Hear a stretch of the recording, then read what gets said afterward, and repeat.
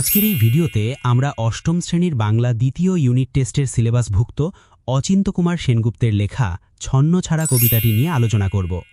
এই কবিতায় কবি শহরের একাংশে অবহেলিত, বঞ্চিত এবং বেকার যুবকদের জীবনের করুণ বাস্তবতাকে অত্যন্ত সংবেদনশীলভাবে তুলে ধরেছেন।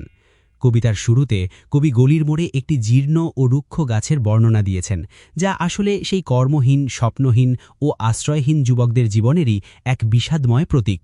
ড্রাইভার তাদের ছন্নছাড়া বলে উপহাস করলেও প্রকৃত অর্থে তারা এক বঞ্চিত সমাজের বাসিন্দা। তবে কবিতার মোড় ঘুরে যায় যখন এই অবহেলিত যুবকরাই রাস্তার ধারের এক রক্তাক্ত ও অসহায় ভিখারিকে দেখে মানবিকতার পরিচয় দেয়। সেই মানুষটিকে বাঁচাতে তারা ব্যাকুল হয়ে ট্যাক্সি খুঁজতে থাকে। কবির হৃদয়ে তখন এক নতুন বোধের জন্ম হয়। তিনি উপলব্ধি করেন, সমাজ যাদের নীচ বা অযোগ্য বলে অবজ্ঞা করে তারাই আসলে প্রাণের প্রতি গভীর শ্রদ্ধাশীল। আহত ভিখারির দিকে তাকিয়ে তাদের সমস্বরে চিৎকার, প্রাণ আছে, এখনও প্রাণ আছে, পুরো সমাজের মৃতপ্রায় মানবিকতাকে যেন নতুন করে জাগিয়ে তোলে। কবিতার শেষে কবি দেখেন, সেই যে গাছটিকে প্রথমে রুক্ষ ও মৃতপ্রায় মনে হয়েছিল তা যেন হঠাৎ করেই কচি পাতা ও ফুলে প্রাণবন্ত হয়ে উঠেছে।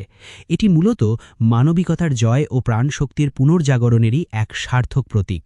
কবি বুঝতে পারেন, প্রাণই হল মানুষের বেঁচে থাকার শ্রেষ্ঠ শক্তি ও মর্যাদার উৎস।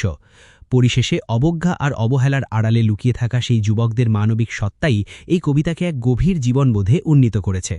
প্রিয় বন্ধুরা, এই কবিতার উপর ভিত্তি করে তৈরি আমাদের সাজেশন পিডিএফে প্রচুর গুরুত্বপূর্ণ প্রশ্নোত্তর রয়েছে। ভিডিওতে এত বিশাল পিডিএফ ফাইলটি মৌখিকভাবে পুরোটা বলে দেওয়া সম্ভব নয়, তাই তোমাদের সুবিধার জন্য আমি ভিডিওর এই অংশে পিডিএফটি ধীরে ধীরে স্ক্রল করে দেখাচ্ছি। তোমরা চাইলে স্ক্রিনশট নিয়ে নিতে পারো, অথবা সম্পূর্ণ পিডিএফটি সংগ্রহ করার জন্য ডেসক্রিপশন বক্সে দেওয়া লিঙ্কের মাধ্যমে আমাদের হোয়াটসঅ্যাপ গ্রুপে যুক্ত হতে পারো, যেখানে তোমরা খুব সহজেই সব প্রয়োজনীয় স্টাডি মেটেরিয়াল পেয়ে যাবে।